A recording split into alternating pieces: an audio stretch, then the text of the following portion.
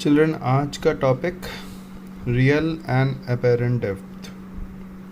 Actually क्या होता है कि जब कभी भी हम डेंसर मीडियम में रखी हुई ऑब्जेक्ट को रेयरर मीडियम से देखते हैं, देखिए लिखा भी मैंने, if an object placed in denser medium is viewed from a rarer medium.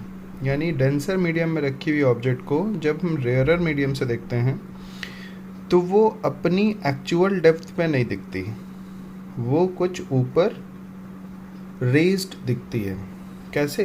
देखो ऐसे, जैसे मैंने कहा कि ये एक सरफेस है, इस सरफेस के नीचे मीडियम है वाटर और ऊपर मीडियम है एयर। अब अगर वाटर मीडियम के अंदर रखी हुई ये एक ऑब्जेक्ट है, इस ऑब्जेक्ट को हम एयर से देख रहे हैं, हो सकता है कि हम यहाँ से देख रहे हों या यहाँ से देख रहे हों या यहाँ से देख रहे हों, कहीं किसी भी पॉइंट से देख रहे हों। मान लीजिए हम वर्टिकली अबव इस पॉइंट से ही इसको देख रहे हैं, तो ये जो है वाटर के अंदर इस रियल डेप्थ पे नहीं दिखेगी। ठीक है, ये रियल डेप्थ है, इस रियल डेप्थ पे नहीं दिखेगी। इस रियल डेप्थ से थोड़ा सा ऊपर रेज्ड, थोड़ी सी ऊपर उठी हुई दिखाई देती है, जिसको हम कहते हैं अपैरेंट डेप्थ। समझ में आया? तो क्या है कि ये क्यों होता है, ये ऐसा क्यों होता है कि वो ऊपर उठी हुई दिखती है, रेज्ड दिखती है, इतना शिफ्ट क्यों हो जाता है? ये जो शिफ्ट हो रहा है इसको हम कहते हैं शिफ्ट। ये शिफ्ट क्यों हो जा रहा है? तो इसका रीज़न है refraction of light. Refraction of light की वजह से ऐसा हो जाता है। तो अब ये देखते हैं कि ये किस तरह से होता है। ठीक है, तो बच्चों इस डायग्राम पे ज़रा ध्यान दीजिए, और यहाँ पे मैंने फोकस किया है एक ऑब्जेक्ट जो वाटर के अंदर रखी हुई है, ये यहाँ पे रखी हुई है, ये इसकी वाटर सरफेस से रियल डेप्थ हो गई। ठीक है, और ये ऑब्जेक्ट इस पोजीशन पे दिख रही है, इमेज यहाँ पर बन रही है, ये इसकी अपैरेंट डेप्थ है। तो जितना वो रेज हुई है अपनी रियल डेप्थ से वो कहलाता है शिफ्ट। तो ये शिफ्ट क्यों हुआ है ये हम लोग आज देख रहे हैं। तो हमने ऑब्जर्वर का व्यू यहाँ से, मान लीजिए कि ये हमारी एक आई है और हम यहाँ से उसको देख रहे हैं। तो इसको देखने के लिए हम क्या करते हैं कि इमेज ड्रॉ करने के लिए एक्चुअली हम दो इंसिडेंट रेज ड्रॉ करते हैं। तो एक ऑब्जेक्ट से एक इंसिडेंट रे हमने नॉर्मली ड्रॉ कर दी सरफेस पे, तो चूँकि यहाँ एंगल ऑफ इंसिडेंस हो गया 0, इस वजह से लाइट रे सीधी चली जाएगी with the angle of refraction equals to 0। Okay, now we need another ray, दूसरी रे की ज़रूरत है। तो दूसरी रे हमने यूँ ऐसे एंगल आई ऑफ इंसिडेंस पे हमने ड्रॉ किया। ऑब्वियसली डेंसर रेयर मीडियम से रेयरर मीडियम पे जाते समय वो बेंट होगी अवे फ्रॉम नॉर्मल। तो ये कुछ इस तरह से बेंट हो गई लाइट रे और ये एंगल ऑफ रिफ्रैक्शन बन गया। इस रिफ्रैक्टेड रे को अगर हम पीछे एक्सटेंड करते हैं डॉटेड, तो हमें एक वर्चुअल पॉइंट ऑफ इंटरसेक्शन मिलता है दोनों रिफ्रैक्टेड रेज का, जो पोजीशन ऑफ इमेज हो गई। तो आप देख रहे हैं कि ये पोजीशन ऑफ ऑब्जेक्ट है, जबकि इमेज की पोजीशन यहाँ पर बन रही है। It is only because of refraction of light, क्योंकि लाइट रे बेंड हो गई अवे फ्रॉम नॉर्मल, इस वजह से यहाँ पर हमें पॉइंट ऑफ इंटरसेक्शन मिल रहा है। ओके, अब ये हमें एक डायग्राम मिल गया जिससे हम बता सकते हैं कि ऑब्जेक्ट की रियल डेप्थ और अपैरेंट डेप्थ क्यों होती है। ठीक है, अभी क्या है कि हमें इस डायग्राम को यूज़ करके एक रिलेशन फाइंड करना है कि रिफ्रैक्टिव इंडेक्स ऑफ मीडियम, यानी कि ये वाटर अगर मीडियम है तो वाटर का रिफ्रैक्टिव इंडेक्स अगर हम फाइंड करें विद रिस्पेक्ट टू एयर, तो हमें क्या मिलता है। हमें यहाँ पर रियल डेप्थ और अपैरेंट डेप्थ के रिस्पेक्ट में एक रिलेशन मिल जाता है refractive index of water equals to real depth upon apparent depth. ठीक है, अब ये कैसे आया रिलेशन, इस चीज़ को यहाँ पर प्रूव करके देखते हैं। तो बच्चों आप देख सकते हैं यहाँ पर प्रूविंग मैंने करी है। Let an object O B viewed from air, वही सेम डायग्राम है, उसी डायग्राम को हम यहाँ पर कंसिडर कर रहे हैं कि एक ऑब्जेक्ट है ओ जो कि एयर मीडियम से देखी जा रही है। Okay, viewed from air from the above रे डायग्राम। इस रे डायग्राम को अगर हम यूज़ करते हैं तो आप देख सकते हैं line O D is parallel to normal M N. Of course यहाँ पर हमने जो पहली इंसिडेंट रे ड्रॉ करी थी और जो विदाउट डेविएशन सीधी चली गई थी, उस लाइन को हमने ओ डी कंसिडर किया है। And this line is parallel to, पर ये हमारा जो नॉर्मल बनाया है एम एन, उसके पैरेलल है। ठीक है, obviously normal makes an angle of 90 degree, तो ये इसके क्या हो गया, पैरेलल हो गया। ओके, अब आप आगे देखिए क्या बताया जा रहा है।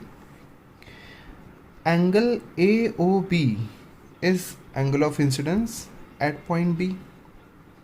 अब आप यहाँ पर देखो, ध्यान दो, अगर हम ए ओ बी की बात करें तो A O B equals to angle I. ये एंगल इस आई के इक्वल हो गया, ऑल्टरनेट एंगल्स हैं। आप देख रहे होंगे कि अगर ये दो पैरेलल साइड्स हैं और ये ट्रांसवर्सल लाइन है, इंटरसेक्टिंग लाइन है, दोनों को इंटरसेक्ट कर रही है, तो ये दोनों एंगल्स क्या हो जाएंगे, ऑल्टरनेट एंगल्स हो जाएंगे। और उसी तरीके से एंगल ए आई बी जो है वो एंगल आर के साथ करस्पॉन्डिंग एंगल आ रहे हैं। ठीक है ना, तो ये करस्पॉन्डिंग एंगल की वजह से ये एंगल आर हो गया, आर के इक्वल हो गया। ओके, तो हमें यहाँ पर angle A O B equals to I मिल गया और angle A I B equals to R मिल गया। अब जरा सा ध्यान दीजिए कि अगर देखा जाए ए ओ बी एक राइट एंगल ट्रायंगल है, तो यहाँ पर थीटा यानी एंगल के सामने वाली साइड हो जाएगी परपेंडिकुलर और ये हो जाएगा हाइपोटेन्यूज। इसका मतलब ये है कि अगर हम यहाँ पे साइन आई की वैल्यू फाइंड करें तो साइन आई की वैल्यू क्या आ जाएगी, साइन आई की वैल्यू अगर हम फाइंड करें तो साइन आई की वैल्यू हो जाएगी परपेंडिकुलर अपॉन हाइपोटेन्यूज, यानी A B upon B O. क्या हो जाएगी, A B upon B O, ये हो जाएगा। एग्रीड। उसी तरीके से अगर हम साइन आर की वैल्यू देखें तो ट्रायंगल ए आई बी में से अगर हम आर के सामने की साइड देखें तो ये परपेंडिकुलर हुई और आई बी क्या हुआ, हाइपोटेन्यूज हुआ। तो साइन आर क्या बन जाएगा, साइन आर बन जाएगा परपेंडिकुलर यानी A B upon I B.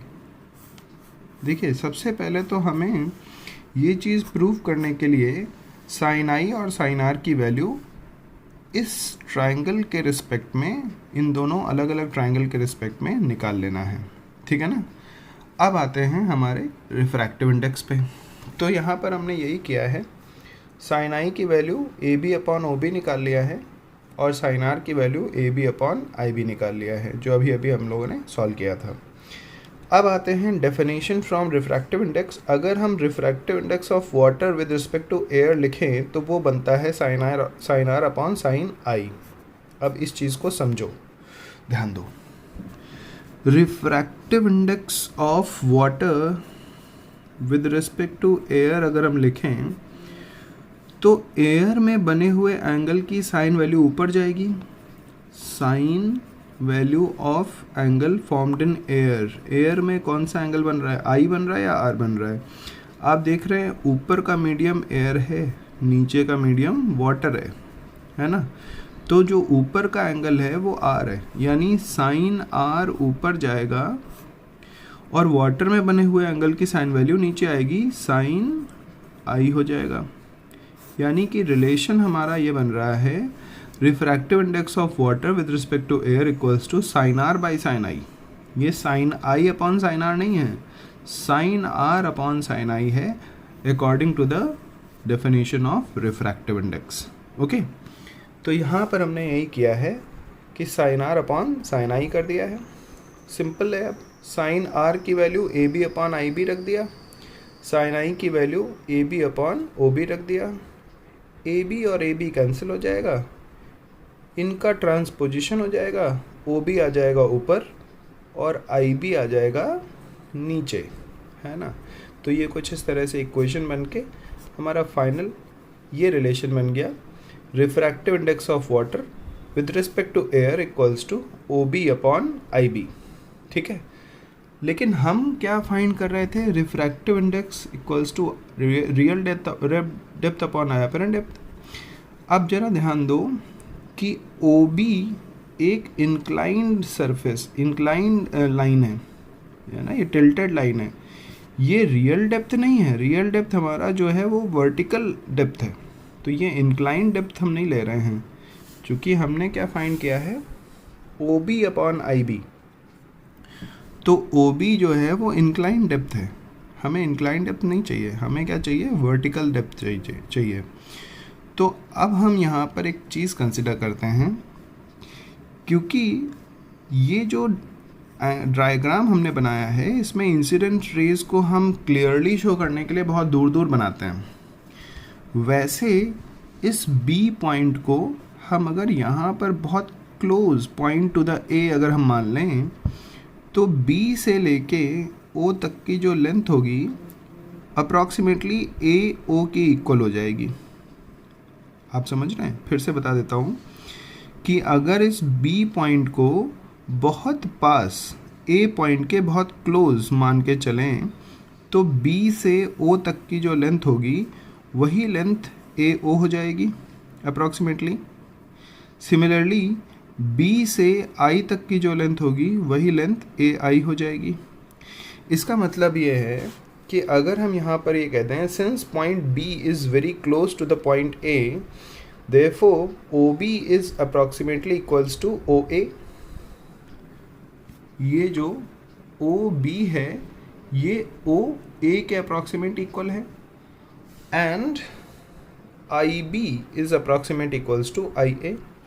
तो ये जो IB है वो IA के इक्वल है। इट मीन्स कि हमारा ये जो फॉर्मूला है refractive index, O B upon I B के बजाय हम इसको लिख सकते हैं ओ ए अपॉन आई ए, है ना।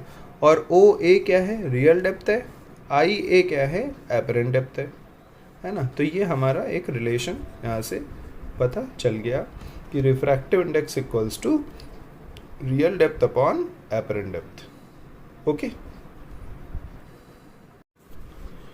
वैसे क्लास 10th में ये जो डेरिवेशन है वो एग्ज़ाम में नहीं पूछा जाता, पर आपको मैंने बता दिया है ताकि कॉन्सेप्ट क्लियर रहे।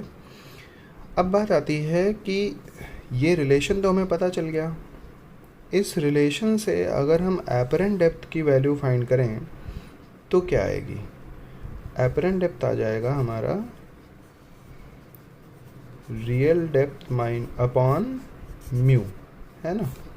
यानी कि apparent depth equals to real depth upon refractive index. अब जरा ध्यान दो कि अगर हम शिफ्ट फाइंड करना चाहें तो शिफ्ट क्या होगा, real depth minus apparent depth. Simple है, बहुत आसान है। तो वही चीज़ हम यहाँ पर लिख रहे हैं कि shift equals to real depth minus apparent depth. और चूंकि हमें पता है mu equals to R D upon A D होता है, तो अपरेंट डेप्थ क्या हो जाएगा, आर डी बाय म्यू। और इस रिलेशन को अगर हम यूज़ कर लें तो अपरेंट डेप्थ की जगह पे हम आर डी बाई म्यू लिख सकते हैं, है ना। तो शिफ्ट का एक और फॉर्मूला हमें मिल जाएगा। इन केस अगर आपको अपरेंट डेप्थ नहीं पता है तो आप ये फॉर्मूला भी यूज़ कर सकते हैं। यानी कि आर डी को अगर हम कॉमन ले लें तो क्या बचेगा, 1 - 1 बाय म्यू। ये हमारा शिफ्ट का फॉर्मूला हो जाएगा। Shift equals to R D into 1 minus 1 by mu. Okay, तो इस चीज़ को ध्यान रखिएगा। हाँ, आगे बात आती है कि वो कौन से फैक्टर्स हैं जो शिफ्ट को अफेक्ट करते हैं, है ना। तो यहाँ पर देखो बताया गया है कि shift increases with increase in refractive index of denser medium. Obviously denser medium का ही रिफ्रैक्टिव इंडेक्स, ये जो म्यू हम लोग लिखते हैं ये डेंसर मीडियम का ही रिफ्रैक्टिव इंडेक्स होता है। तो shift increases with increase in refractive index of denser medium. दूसरा फैक्टर है थिकनेस ऑफ डेंसर मीडियम, यानी कि डेप्थ, रियल डेप्थ जितनी ज़्यादा होगी शिफ्ट भी उतना ही ज़्यादा होगा, ठीक है ना। तो यहाँ पर ये कहा गया है कि shift increases with increase in thickness of denser medium. तीसरा पॉइंट है कि अगर वेवलेंथ ऑफ लाइट इंक्रीज होती है तो शिफ्ट डिक्रीज हो जाएगा। अब ऐसा क्यों होता है? क्योंकि वेवलेंथ इंक्रीज होने पे रिफ्रैक्टिव इंडेक्स कम हो जाता है। आपने पढ़ा है कि refractive index of medium is inversely proportional to wavelength of light, ये आपने पढ़ा है। तो वेवलेंथ अगर इंक्रीज होगी तो रिफ्रैक्टिव इंडेक्स कम हो जाएगा, और रिफ्रैक्टिव इंडेक्स अगर कम हुआ तो शिफ्ट भी कम हो जाएगा, क्योंकि शिफ्ट और रिफ्रैक्टिव इंडेक्स दोनों डायरेक्टली प्रोपोर्शनल हैं। तो वही चीज़ यहाँ पे कहा गया है कि shift decreases with increase in wavelength of light. Okay, तो ये था हमारा फैक्टर जो शिफ्ट को अफेक्ट करते हैं। कभी कभी एग्ज़ाम में पूछ लिया जाता है, तो आपको ये याद होना चाहिए। आगे बात करी जा रही है कि अगर यहाँ पर जो मैंने बताया कि अपरेंट पोजीशन दिखती है, तो वही चीज़ कुछ एग्जांपल्स के फॉर्म में दे रखी हुई है। एक एग्जांपल है apparent bending of stick under water. तो यहाँ पर हमने क्या किया है कि एक स्टिक ली है, उसको हमने हाफ वाटर के अंदर, ये वाटर सरफेस है, रेड लाइन से शो किया गया है, तो half of the stick is under water and rest the half of stick is above water, यानी एयर में है। अब ये कहा गया है कि अगर हम इसका पॉइंट ऑफ ऑब्जर्वेशन, हमारा मान लीजिए कि ऑब्जर्वेशन इस पॉइंट से हो रहा है, ठीक है, तो अगर हम यहाँ से इसके बी पॉइंट को देखना चाहें तो B point actually real depth पे नहीं दिखेगा, वो थोड़ा सा रेज्ड दिखता है, थोड़ा सा ऊपर दिखता है। तो बेसिकली हमारा ऑब्जर्वेशन क्या होता है कि हमें लगता है कि ये स्टिक है या जो पेंसिल है या वॉट एवर इट इज़, अगर ये कोई स्टिक है तो ये हमें लगता है कि इस पॉइंट से, यानी वाटर सरफेस से यहाँ से टूट गई है, बेंड हो गई है या ब्रोकन जैसी हमें दिखती है। और इसका रीज़न क्या है? रिफ्रैक्शन ऑफ लाइट, क्योंकि आप देख रहे हैं लाइट रे बेंड हो जा रही है अवे फ्रॉम नॉर्मल, है ना।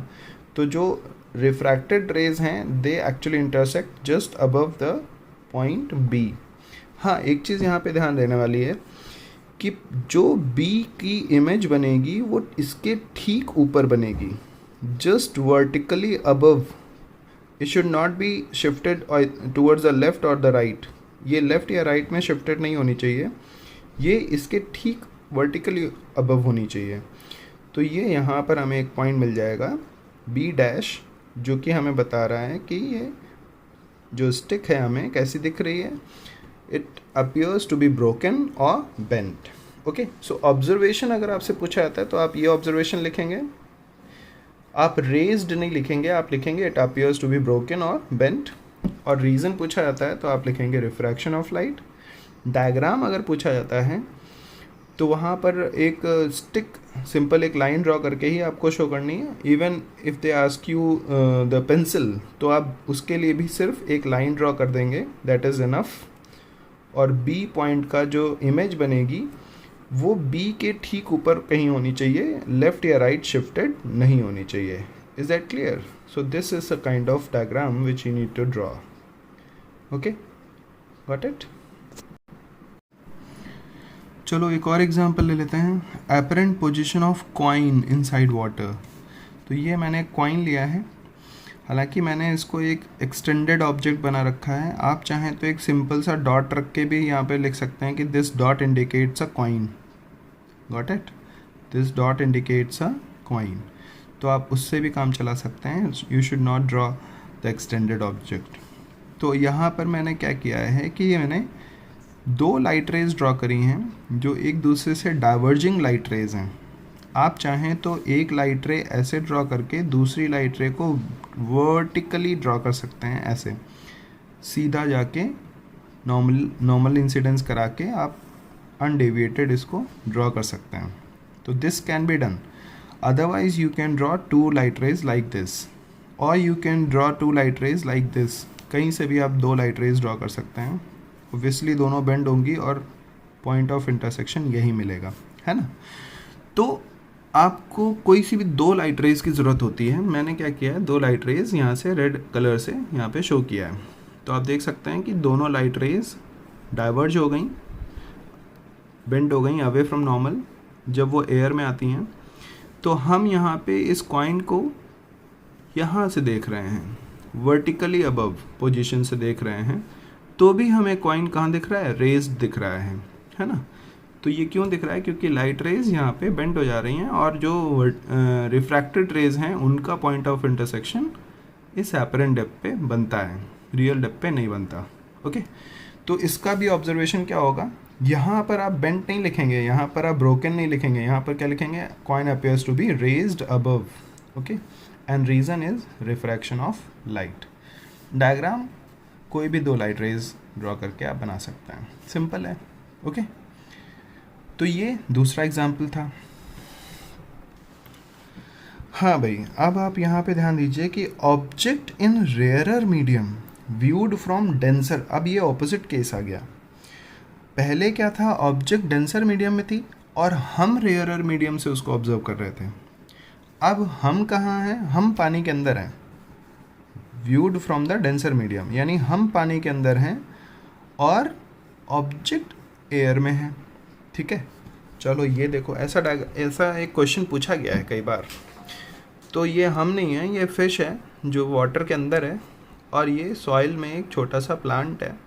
क्वेश्चन ये पूछा गया है कि फिश अगर इस प्लांट को देखेगी तो प्लांट इसको छोटा दिखेगा या बड़ा दिखेगा, टॉलर दिखेगा या शॉर्ट दिखेगा। तो ऑब्जर्वेशन है कि प्लांट अपीयर्स टॉलर। अगर डायग्राम बनाया जाए तो प्लांट की टिप से आपको दो लाइट रेज ड्रॉ करनी है।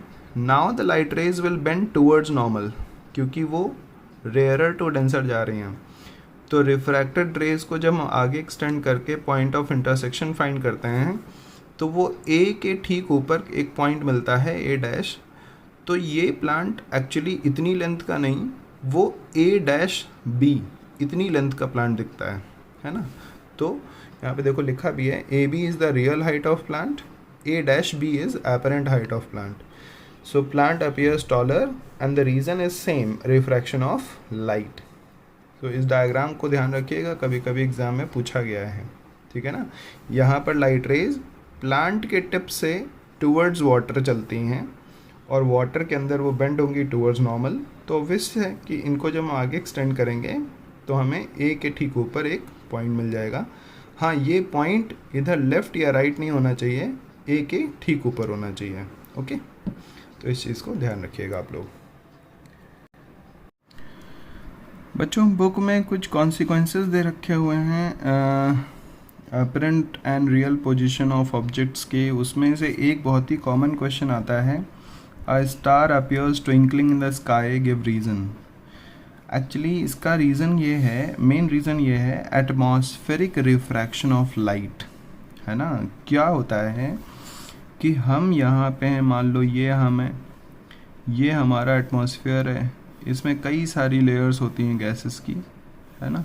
और ये है स्टार, मान लो ये स्टार है। तो ये स्टार की लाइट हम तक आने के लिए जब ट्रैवल करती है तो जो सीधी लाइट हमारी तरफ आ रही है वो हम तक पहुंचती नहीं है। क्यों नहीं पहुंचती? क्योंकि लाइट रे यहाँ पर कई बार रिफ्रैक्ट होती है। एक्चुअली क्या है कि ये गैसेस एक डेंसिटी वाइज अरेंज्ड हैं। सबसे ज़्यादा डेंस, मोस्ट डेंस जो गैस होगी वो अर्थ सरफेस के पास होगी और जो लीस्ट डेंस होगी वो सबसे ऊपर होगी, है ना। कुछ ऐसे होता है। तो यानी जैसे जैसे लाइट रे नीचे आती है तो वो rarer to denser medium travel करते हुए आती है और वो कई बार रिफ्रैक्ट होती है। इसका मतलब लाइट रे जो इधर कहीं जा रही होगी वो धीमे धीमे बेंड होते हुए, ऐसे बेंड होते हुए वो फाइनली हम तक पहुंच जाती है। ठीक है, तो हमें ये वाला स्टार अपने ठीक सामने यहाँ कहीं दिख रहा होता है। सोचो, रियल पोजीशन ये है, ये रियल पोजीशन है स्टार की, और ये अपरेंट पोजीशन है। ठीक है ना, तो हमें ये वाला स्टार, ये वाला यहाँ दिख रहा है क्योंकि लाइट रे कई बार बेंड हो गई। तो मल्टीपल रिफ्रैक्शन हुआ लाइट का, और ये एटमॉस्फेयर के थ्रू हो रहा है, तो इसको हम कहते हैं एटमॉस्फेरिक रिफ्रैक्शन ऑफ लाइट, है ना। देखो यहाँ पे एक्सप्लेन किया गया है, since the light coming from star suffers multiple refraction through different layers of gases in the atmosphere. ठीक है, अच्छा ये तो हो गया कि हम अपरेंट पोजीशन देख रहे हैं स्टार की। दूसरी चीज़ ये है कि ये जो एयर है ना, ये स्टिल तो है नहीं, ये ब्लोइंग एयर होती है। तो कभी यहाँ पर मीडियम काफ़ी डेंस हो गया, कोई सॉइल पार्टिकल्स आ गए या कोई और अदर गैसेस मिक्स हो गई तो डेंसिटी बढ़ गई। कभी क्या है कि वो बह गए, वो हवा के साथ फ्लो कर गए, तो यहाँ पर डेंसिटी कम हो गई। तो ये डेंसिटी भी कांस्टेंट रहती नहीं है। अब मीडियम की डेंसिटी कांस्टेंट नहीं रहेगी तो क्या रहेगा, रिफ्रैक्टिव इंडेक्स बदलता रहेगा। इसका मतलब है कि जो लाइट इंटेंसिटी हम तक पहुंच रही है वो कभी कम पहुंचेगी, कभी ज़्यादा पहुंचेगी, है ना। तो वही देखो यहाँ पे कहा गया है, and the intensity reaching to our eyes also keeps on changing due to continuous change in the refractive index of layers of gases of variable density, है ना। Thus fluctuation of brightness is perceived. Fluctuation of brightness को ही तो हम कहते हैं twinkling of star. तो fluctuation of brightness जो हमें स्टार की दिखती है, ये है हमारा रीज़न ट्विंकलिंग का। तो बेसिकली ट्विंकलिंग ऑफ स्टार में जो हमारा बेसिक कॉन्सेप्ट आता है वो है एटमॉस्फेरिक रिफ्रैक्शन। ठीक है ना, रिफ्रैक्शन नहीं होता तो ये इंटेंसिटी ऑफ लाइट चेंज नहीं होती, है ना। तो रिफ्रैक्शन ही हमारा बेसिक कॉन्सेप्ट है। और हमसे अगर 1 वर्ड क्वेश्चन पूछा जाता है या 1 मार्क का क्वेश्चन पूछा जाता है कि वाई, तो आप बताएंगे due to atmospheric refraction of light. और अगर गिव रीज़न पूछ लिया गया, जैसे ये पूरा क्वेश्चन पूछ लिया गया, ये 2 मार्क्स में अगर पूछा गया, तो आप दोनों चीज़ें बताएंगे। एक तो मल्टीपल रिफ्रैक्शन, ये कीवर्ड होगा हमारा, और दूसरा लाइट इंटेंसिटी का चेंज होना, चेंजिंग लाइट इंटेंसिटी, ये दूसरा रीज़न हो जाएगा। तो 2 रीज़न आपको बताने होंगे। ओके, ध्यान रखिएगा।